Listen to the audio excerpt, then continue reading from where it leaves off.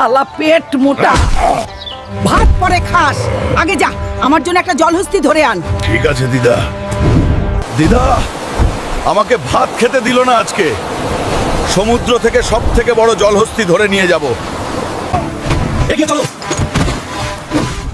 শালা পেঙ্গুইন, আমার পথ থেকে সরে যাও, না হলে আমি তোমাকে খিচুড়ি বানিয়ে দেব। উন্মাদ, দেখি কে কাকে খিচুড়ি বানায়।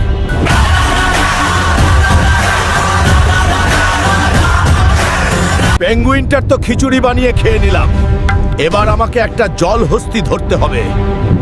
জলহস্তি, চল আমার সাথে, না গেলে তোকে খিচুড়ি বানিয়ে খেয়ে নিব রে পাগলা। না, আমার খিচুড়ি বানিও না, যাচ্ছি আমি।